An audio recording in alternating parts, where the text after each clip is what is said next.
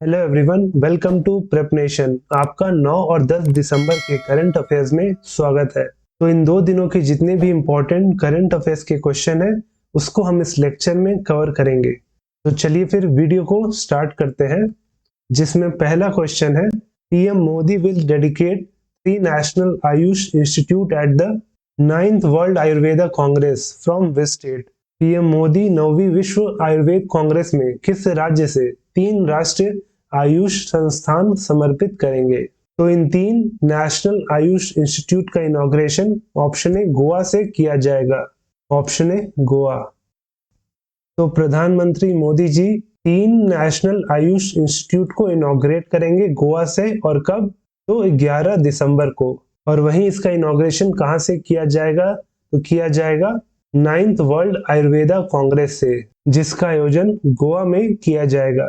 और वहीं वो 3 इंस्टीट्यूट है जिनको इनॉग्रेट किया जाएगा, वो है all India institute of Ayurveda, जिसे गोवा में ही खोला जाएगा। और वहीं फिर दूसरा है नेशनल इंस्टीट्यूट ऑफ यूनानी मेडिसिन, जो है गाजियाबाद में।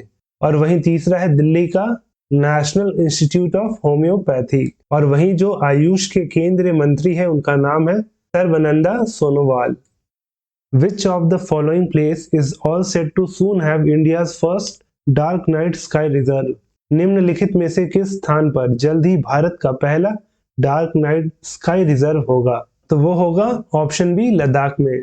Option B union territory Ladakh. तो देश का पहला डार्क नाइट स्काई रिजर्व बनने जा रहा है लद्दाख के चैंगथेंग रीजन में, जो आता है हैनले गांव में। वहीं हैनले गांव में 18 विभिन्न जगहों पे पावरफुल टेलीस्कोप को इंस्टॉल किया गया है फॉर स्टार गेजिंग, यानी कि खुले आसमान में तारों को देखने के लिए। और वहीं ये हैनले गांव समुद्र तल से 4500 मीटर की ऊंचाई पे बसा हुआ है। और वहीं इस गांव में है वर्ल्ड का सेकंड हाईएस्ट ऑप्टिकल टेलीस्कोप, जिसे इंस्टॉल किया गया था वर्ष 2001 में, और इसे इंस्टॉल किया था इंडियन इंस्टीट्यूट ऑफ एस्ट्रोफिजिक्स ने। वहीं बात करें लद्दाख की, तो ये यूनियन टेरिटरी बना था 31 अक्टूबर 2019 को। और वहीं लद्दाख का कैपिटल है लेह और कारगिल, जो कि जॉइंट कैपिटल है। वहीं यहाँ पे जिलों की संख्या है 2। तो यहाँ के एलजी यानी कि लेफ्टिनेंट गवर्नर है आर.के. माथुर जी। इंटरनेशनल गीता महोत्सव 2022 was held in which city? अंतरराष्ट्रीय गीता महोत्सव 2022 किस शहर में आयोजित किया गया था? तो किया गया था ऑप्शन ए कुरुक्षेत्र में। Option A Kurukshetra. और वहीं ये गीता महोत्सव 19 नवंबर को चालू हुआ था, और वहीं ये खत्म हुआ था 6 दिसंबर को। और वहीं 29 नवंबर को इसे फॉर्मली इनॉग्रेट किया था भारत की राष्ट्रपति द्रौपदी मुर्मू जी ने। What is the rank of India in Global Aviation Safety Ranking? वैश्विक विमानन सुरक्षा रैंकिंग में भारत का रैंक क्या है? तो वो है ऑप्शन सी 48। Option C 48। तो इंटरनेशनल सिविल एविएशन ऑर्गेनाइजेशन ने ग्लोबल एविएशन सेफ्टी रैंकिंग जारी किया है, जिसमें भारत का रैंक 48 है। और वहीं 4 साल पहले भारत का जो रैंक था वो 102 था। तो जो भारत का रैंक है वो इस रैंकिंग में बहुत ही ज्यादा इम्प्रूव हुआ है। तो जितना अच्छा रैंक तो उतना ही अच्छा एविएशन सेफ्टी। वहीं इस रैंकिंग में टॉप किया है सिंगापुर ने, और साथ में भारत ने इस एविएशन सेफ्टी रैंकिंग में चाइना को भी पीछे छोड़ दिया है। और वहीं बात करें इंटरनेशनल सिविल एविएशन ऑर्गेनाइजेशन की, तो ये फॉर्म हुआ था 7 दिसंबर 1944 को, और वहीं इसका हेडक्वार्टर है कनाडा के मॉन्ट्रियल में। Who has led the official Indian delegation to the United Arab Emirates at the Abu Dhabi Space Debate? Abu Dhabi space debate में संयुक्त अरब अमीरात में आधिकारिक भारतीय प्रतिनिधि मंडल का नेतृत्व किसने किया? तो वो किए ऑप्शन बी जितेंद्र सिंह जी ने। Option B Jitendra Singh. तो जो जितेंद्र सिंह है वो मिनिस्टर ऑफ स्टेट है for ministry of science and technology और ministry of earth science. The 5th edition of European Union India Competition Week was inaugurated in which city? यूरोपीय संघ भारत प्रतियोगिता सप्ताह के 5वें संस्करण का उद्घाटन किस शहर में किया गया? तो किया गया ऑप्शन डी नई दिल्ली में। ऑप्शन डी नई दिल्ली। और वहीं इस European Union India competition week का आयोजन 5 से 7 दिसंबर के बीच में किया गया था इन नई Delhi. With which country has India signed and migration and mobility agreement? Bharat ने किस देश के साथ प्रवासन और गतिशीलता समझौते पर हस्ताक्षर किया है? तो किया है ऑप्शन बी जर्मनी के साथ। Option B Germany. और वहीं ये जो बैठक हुआ नई दिल्ली में हुआ, जिसमें भारत की तरफ से इस बैठक में शामिल थे भारत के external affair minister doctor S Jaishankar ji. तो वहीं जर्मनी से थी वहां की foreign affair minister Annalena Baerbock. Annalena Baerbock. और वहीं दोनों के बीच में साइन हुआ माइग्रेशन एंड मोबिलिटी एग्रीमेंट। तो वहीं इस एग्रीमेंट के तहत जो दोनों देश के लोग हैं वो एक दूसरे के देश में जाके इजिली वहां पे स्टडी, रिसर्च या काम कर सकते हैं। और वहीं इस मीटिंग में और भी कई टॉपिक से बात हुए, जैसे कि क्लाइमेट चेंज और साथ में 2022 का hot topic conflict in Ukraine. Name the kites that were trained by the Indian army forces to destroy enemy drones. दुश्मन के ड्रोन को नष्ट करने के लिए भारतीय सेना द्वारा प्रशिक्षित चीलों का नाम बताए। तो उस काइट या चील का नाम रखा गया है option C Arjun. Option C Arjun.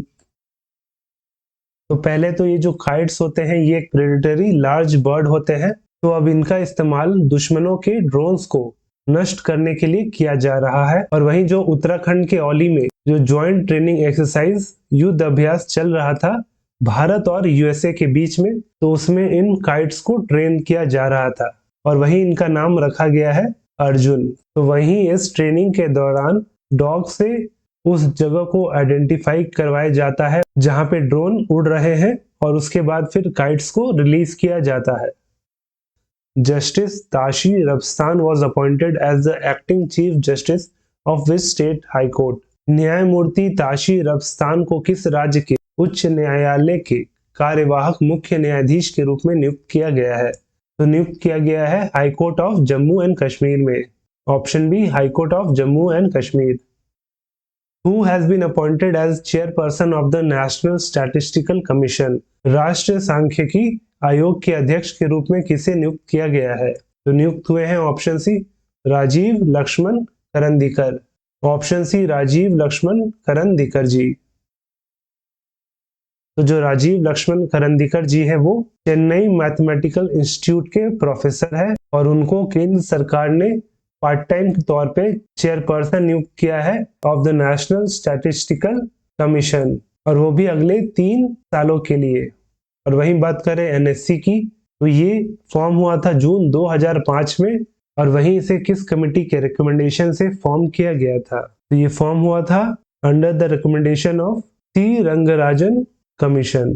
और वहीं इस कमीशन के जो सबसे पहले हेड थे वो थे सुरेश तेंदुलकर जी। नॉइज जो कि एक वेरेबल टेक ब्रांड है has appointed whom as its new brand ambassador. Noise ने किसे अपना नया ब्रांड एम्बेसडर नियुक्त किया है? तो किया है ऑप्शन बी विराट कोहली को। Option B Virat Kohli. तो टेक ब्रांड नॉइज ने अपॉइंट किया है विराट कोहली को अपना नया ब्रांड एम्बेसडर और वहीं इस नॉइज के को फाउंडर है गौरव खत्री जी।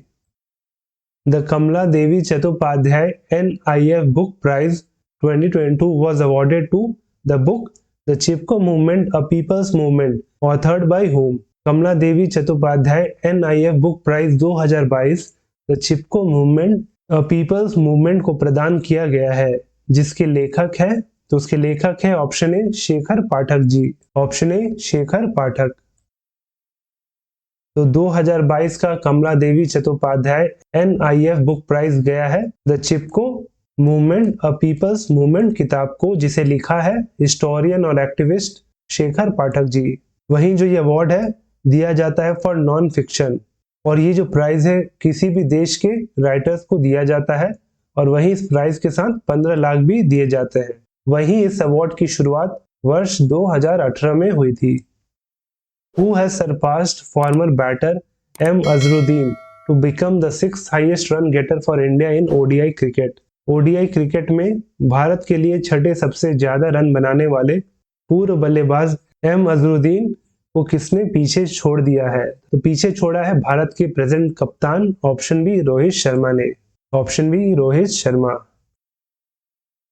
तो भारतीय क्रिकेटर जो कि करंट कैप्टन भी है रोहित शर्मा, उन्होंने सरपास कर दिया है मोहम्मद अजरुद्दीन का जो टोटल रन टैली था और बन गए हैं 6th highest run getter for India's in ODI cricket. और वहीं ये माइलस्टोन इन्होंने अचीव किया जो भारत और बांग्लादेश के बीच में ओडीआई चल रहा था, तो उसका जो पहला ओडीआई था उसमें इन्होंने इस माइलस्टोन को अचीव किया। वहीं भारत की तरफ से जो टॉप रन स्कोरर है इन ओडीआई क्रिकेट, उसमें सबसे पहले है सचिन तेंदुलकर, फिर विराट कोहली, तीसरे नंबर पे सौरव गांगुली, चौथे नंबर पे राहुल द्रविड़ और पांचवें नंबर पे एमएस धोनी। तो इस टॉप 5 में विराट कोहली को छोड़ के बाकी सब जितने भी क्रिकेटर हैं वो रिटायर कर चुके हैं। Which bank won the Bankers Bank of the Year award at Global Banking Summit? Global banking summit में किस बैंक ने bankers bank of the year award जीता? तो जीता है ऑप्शन सी कैनरा बैंक ने, ऑप्शन सी कैनरा बैंक।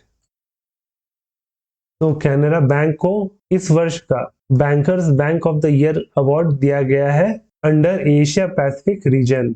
और वही अवार्ड इन्हें कहाँ दिया गया? तो दिया गया इन ग्लोबल बैंकिंग समिट, जिसका आयोजन लंदन में हो रहा था। वहीं इसके साथ ही Canara bank has been adjudged as the best bank in India for 2022। Which day is observed as the international anti corruption day?